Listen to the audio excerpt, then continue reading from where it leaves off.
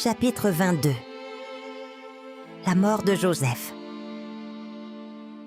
Dans le calme de la chambre de Joseph, alors que le crépuscule se transforme en une nuit solennelle, Marie et son fils Jésus se tiennent ensemble dans un moment lourd de prescience et de tendre chagrin.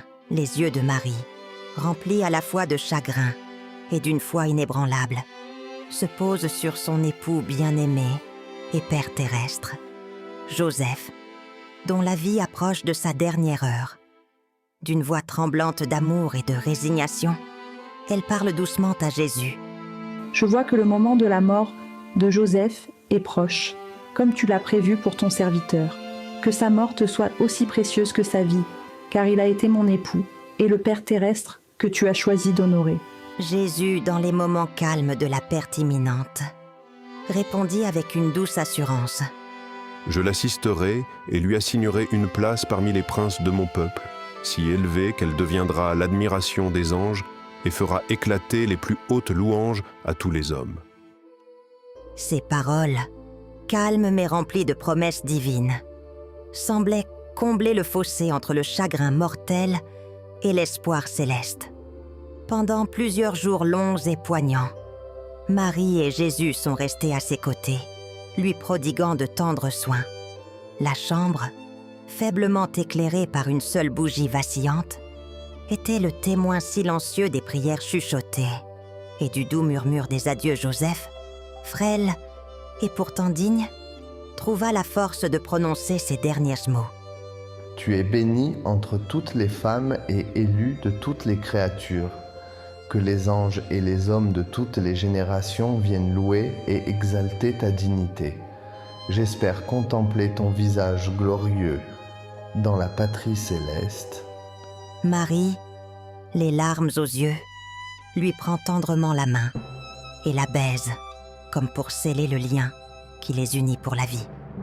Puis, s'éloignant avec tristesse et détermination, elle permet à Jésus de s'approcher. Avec un profond mélange d'amour et de devoir filial, Jésus recueille son père affaibli dans ses bras. Alors que Joseph incline sa tête, leurs regards se croisent et une conversation silencieuse de gratitude, d'espoir et d'adieu s'engage entre eux. La voix de Joseph était faible, mais chaque mot était empreint d'un profond respect. « Pardonne et bénis ton serviteur, l'œuvre de tes mains. Je te loue et te remercie à jamais de m'avoir choisi pour être l'époux de ta mère.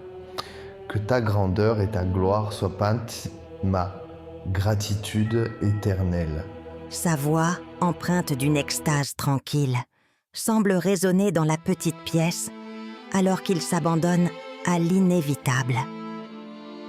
Ému au-delà de toute mesure, Jésus parla avec une clarté qui résonnait à la fois de l'amour des mortels et de l'autorité divine. « Mon Père, repose en paix et dans la grâce de notre Père éternel et du mien.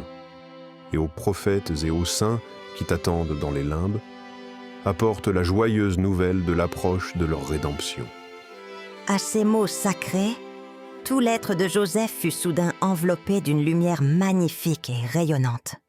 Son visage, autrefois marqué par les lignes du labeur terrestre et de l'amour tendre, resplendissait maintenant d'une extase qui transcendait le chagrin mortel. Dans cette splendeur aveuglante, l'esprit de Joseph s'en alla, laissant derrière lui un silence aussi profond que magnifique. Jésus, avec une douce attention, ferme les yeux de son père et dépose un doux baiser sur ses lèvres, tandis que des larmes, silencieuses et incessantes, coulent librement des yeux de Marie et des siens. Ainsi s'acheva la vie terrestre de Joseph et, au cours des années qui suivirent, un changement profond et transformateur s'installa à Nazareth. Pendant les 6 années qui restèrent à vivre, Marie et Jésus poursuivirent le rythme tranquille de leur vie quotidienne, chaque jour étant une prière, chaque instant un acte de souvenir. Leur maison, bien que touchée par le chagrin de la perte, brillait de la lumière constante de la foi et de l'assurance subtile de la promesse divine. Plus tard, dans une humble chambre, Jésus s'agenouille pour prier sincèrement devant Marie. Les bras étendus en signe de croix, il élève la voix dans une supplication sincère. Ô croix bénie, quand tes bras tiendront-ils les miens? Quand reposerai-je sur toi, les mains clouées, ouvertes pour embrasser tous les pécheurs? Venez, enfants d'Adam, car je vous appelle tous, je suis le chemin, la vérité et la vie, et je ne refuse rien à celui qui me cherche. Mon Père éternel, voici les œuvres de tes mains. Ne les repousse pas, je m'offrirai en sacrifice sur la croix pour les ramener à la justice et à la liberté. S'ils le veulent, je les conduirai dans ton royaume céleste où ton nom sera glorifié. Pendant que Jésus prie, Marie veille sur lui avec un cœur à la fois fier et douloureux. Sur son visage, des perles de sang ont commencé à se former à nouveau, rappelant à la fois le sacrifice et la douleur. Cette fois, Marie n'a pas essuyé ses larmes.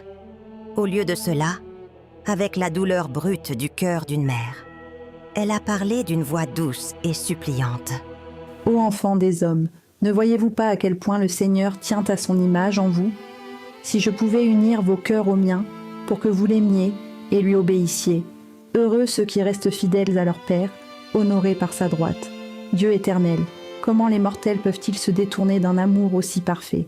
Si je pouvais donner ma vie pour les sauver de leur aveuglement, qu'ils retournent leur cruauté contre moi, qu'ils m'insultent et m'affligent comme ils veulent, mais qu'ils donnent à mon Seigneur bien-aimé ce qui lui revient de droit. » C'est ainsi que, dans le calme et la sainteté de leur petite chambre à Nazareth, l'héritage de Joseph a été pleuré et exalté. Son départ de la terre n'était pas une fin, mais le prélude à un nouveau chapitre. Un chapitre dans lequel son souvenir, comme une douce étoile directrice, illuminerait à jamais le chemin de la foi pour sa famille bien-aimée.